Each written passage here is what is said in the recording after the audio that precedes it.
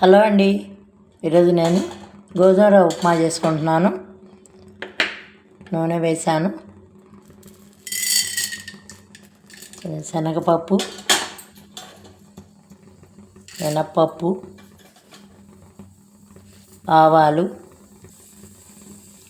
పోపుకు వేసాను. కొంచెం ఇంగువ కంపల్సరీ వేయాలి, టేస్ట్ బాగుంటుంది.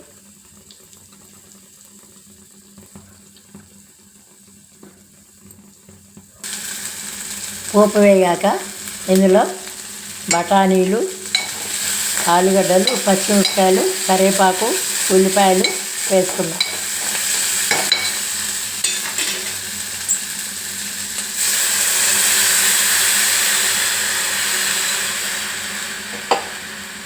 ఒకసారి పోసుకుంటున్నాక తగినంత ఉప్పు,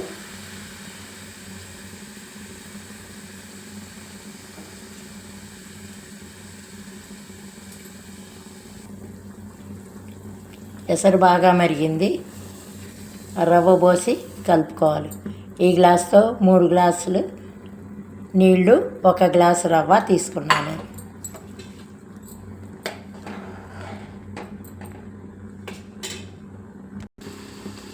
ఫైనల్లీ గోధుమ రవ్వ ఉప్మా రెడీ.